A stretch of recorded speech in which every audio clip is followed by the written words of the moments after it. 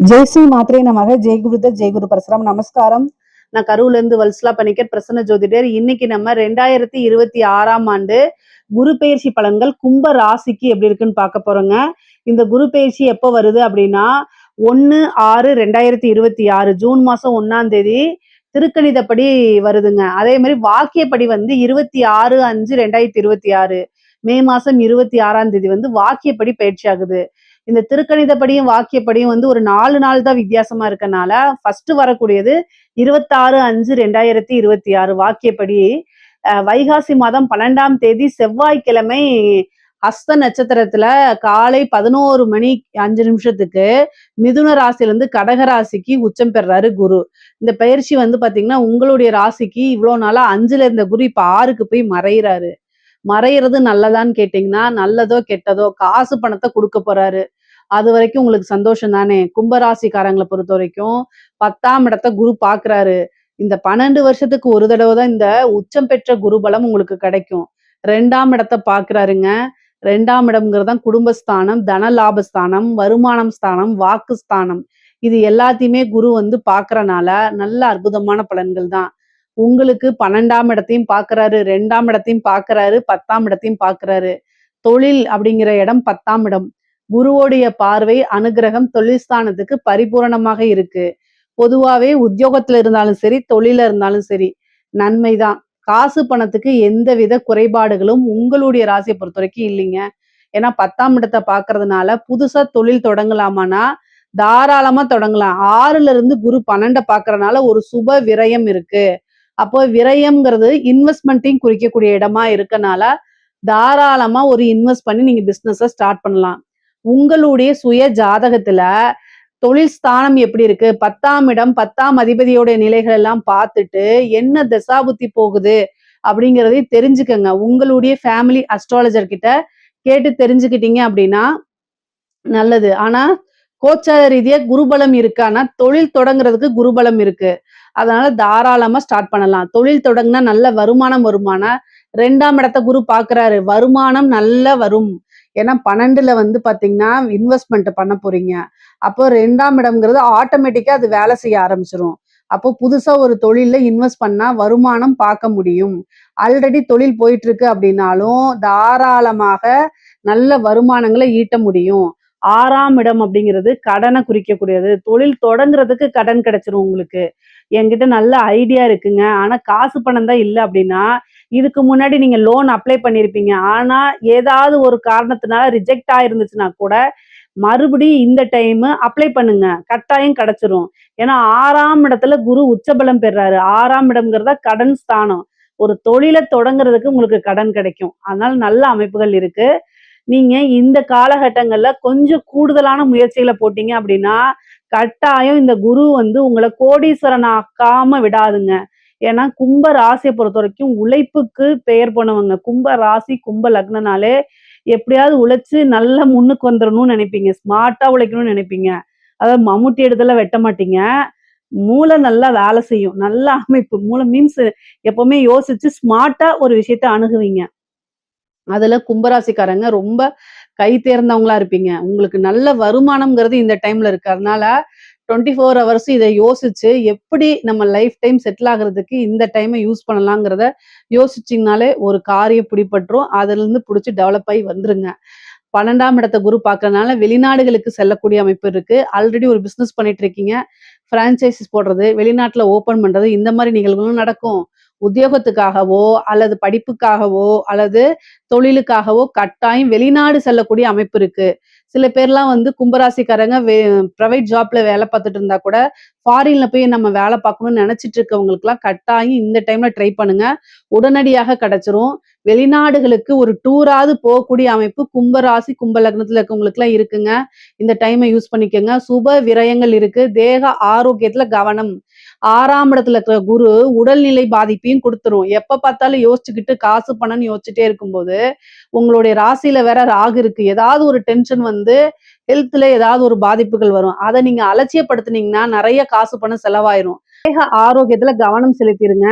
6ஆம் இடத்துல இருக்கக்கூடிய குரு 12ஆம் இடத்தை பாக்குது. ஏதாவது ஒரு விரயம் அப்படிங்கிறது இருக்குது. அது மருத்துவ விரயமாகறதுக்கு கூட வாய்ப்புகள் இருக்கு.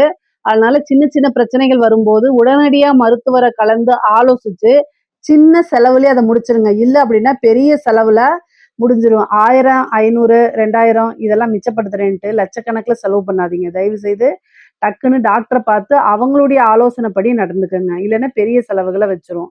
10ஆம் இடத்த பார்க்கறதுனால தொழில மாத்துறது, ஒரு தொழில இந்த ஒரு இடத்துல இருந்து இன்னொரு இடத்துல ஷிஃப்ட் பண்றதுக்கு உண்டான அமைப்புகள், உத்தியோகத்த மாத்தக்கூடிய அமைப்புகள்லாம் இருக்கு. அதே மாரி கடன் தொழிலுக்காக கடன் வாங்கியிருந்தீங்கன்னா, குருபலம் உச்சமா இருக்கனாலயும், வருமான ஸ்தானத்த பார்க்கறதுனாலயும், நல்ல வருமானம் மூலியமா கடன அடைக்கிறதுக்கு உண்டான அமைப்புகள் இருக்கு. கோர்ட்டு கேஸ் வழக்குகள்ல உங்களுக்கு சாதகமானது, வெற்றி அப்படிங்கிறது உறுதியாக இருக்கு. நீங்க யார் மேலயாவது கேஸ் போட்டிருந்தீங்கன்னா, அதுல உங்களுக்கு வெற்றி கிடைக்கும். உங்க மேல யாராவது கேஸ் போட்டிருந்தாங்கன்னா, உங்களுக்கு ஃபேவரா மாறிரும். இத கடன், நோய், வழக்கு இத கட்டாயம் குரு குடுத்துருவாரு. அதனால ஹெல்த்தையும் நீங்க பார்த்துக்கணும். கடன் ரீதியா இருக்கக்கூடிய விஷயங்கள கட்டாயம் நீங்க அடைச்சிற முடியும். வழக்குகள்லயும் உங்களுக்கு வெற்றி அப்படிங்கிறது கிடைக்கும். அதே மாரி தாய் வழி உறவுகள் கிட்ட கொஞ்சம் இணக்கமான சூழ்நிலைகள உருவாக்குறதுக்கு முயற்சி பண்ணுங்க. ஏன்னா, அவங்க கிட்ட இருந்து மனக்கசப்புகள் வரதுக்கு உண்டான அமைப்பு இருக்கு. அதனால கவனமாக இருங்க. சொத்து சேர்க்கை அப்படிங்கிறது இருக்குங்க. வாகன பிராப்தம், சொத்து சேர்க்கை இது எல்லாமே பரிபூரணமா இருக்குது.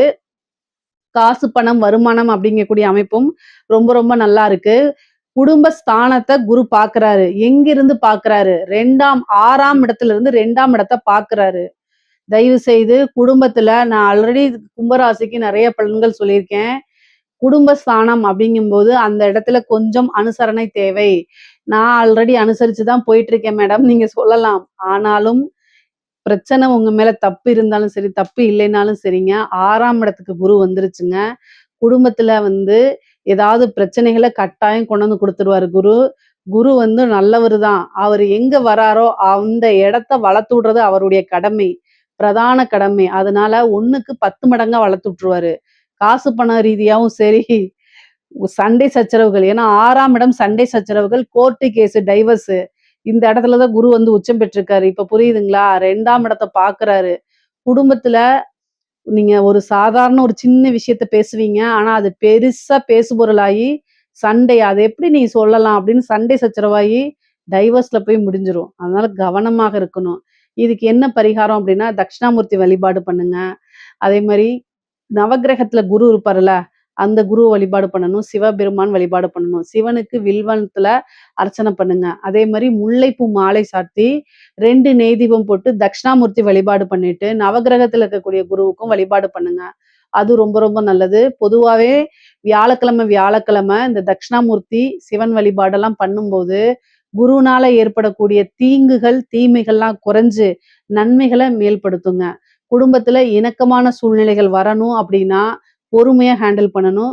அமைதியான பேச்சுவார்த்தைகள ஹேண்டில் பண்ணிக்கணும். ஏன்னா, நீங்க என்ன உண்மையோ ஏதோ ஏன்னா நீங்க என்ன உண்மையோ அத நீங்க சொல்லும் பட்சத்தில், உண்மைய ஏத்துக்கக்கூடிய மனப்பக்குவம் உங்களுக்கு இருக்கலாம். கேட்கிறவங்களுக்கு இருக்கணும்னு அவசியம் கிடையாது. அதனாலேயே சண்டை சச்சரவுகள் வரும். நீங்க நொந்துக்கலாம். என்னடா இது நான் உண்மைய பேசினா கூட என்ன எனக்கு இப்படி வருதேன்னு. இந்த காலகட்டங்கள்ல எல்லாத்தையும் சகிச்சு போகக்கூடிய அமைப்புகள் இருக்கனால, அதையும் நீங்க செஞ்சுருங்க. ஆனா வாழ்க்கையில கட்டாயம் முன்னேறிருவீங்க. உங்களுடைய ஃபோக்கஸ் எல்லாம் எப்படி வருமானத்த பெருக்குறது அப்படிங்கிறதுல மட்டும் தான் இருக்கணும். பொதுவா பெண்களுக்கு நல்ல அமைப்புகள் இருக்கு. சேம் அவங்க சொல்ற மாரி தான் ஹெல்த்ல ரொம்ப கவனமா இருக்கணும். உங்களுக்கு கர்ப்பப்பை சம்பந்தப்பட்ட பிரச்சனைகள் வரத்துக்கு வாய்ப்புகள் இருக்கு. அதனால ரொம்ப கவனமாக இருக்கணும். பொதுவாவே இந்த பீரியட்ஸ் ப்ராப்ளம் இந்த மாரி விஷயங்கள ரொம்ப கவனமாக இருங்க. கணவர்கிட்ட அதிகமா சண்டை போடாதீங்க. 6ஆம் இடத்துலருந்து 12ஆம் இடத்த பார்க்கறனால, ஹஸ்பண்டோட டெபிட் கார்ட வாங்கி ஆன்லைன்ல பர்ச்சேஸ் அப்படிங்கக்கூடிய விஷயத்துக்கு தப்பு போட்டுருங்க. அதாவது அவாய்ட் பண்றது தான் நல்லது. இல்ல அப்படின்னா பிரச்சனைகள் வருங்க. ஏன்னா விரயஸ்தானத்த குரு பாக்குது. தேவையில்லாத விரயங்கள பண்ணாதீங்க. புது புது ஐடியாக்கள வளர்த்து எப்படி இன்வெஸ்ட் பண்ணி காசு சம்பாரிக்கலாங்கிற விஷயத்த இது பண்ணிட்டு, அத நீங்க டிஸ்கஸ் பண்ணுங்க.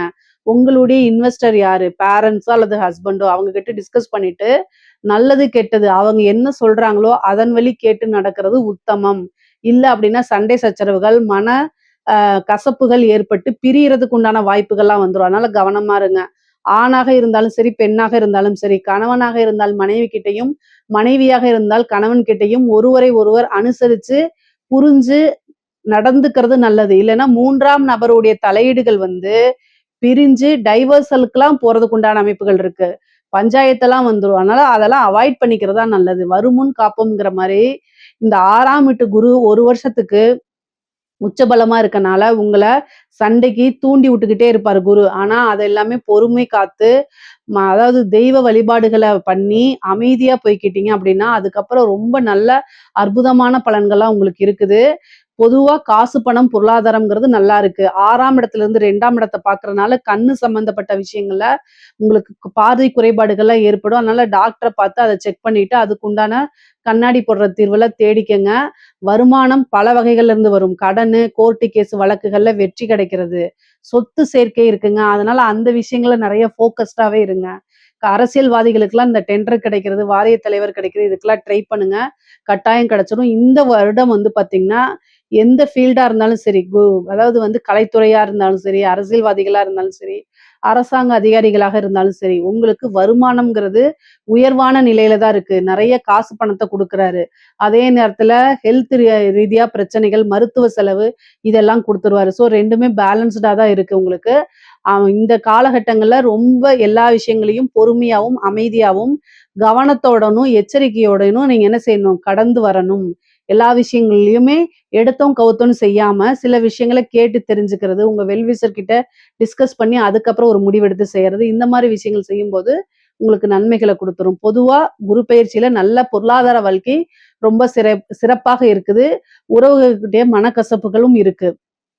இதுல ஏதாவது சந்தேகங்கள் இருக்கு அப்படின்னா கமெண்ட்ஸ்ல கேளுங்க. கட்டாயம் நான் ஆன்சர் பண்றேன். நம்மளுடைய சேனல லைக் பண்ணுங்க, ஷேர் பண்ணுங்க, சப்ஸ்கிரைப் பண்ணுங்க. நன்றி, வணக்கம்.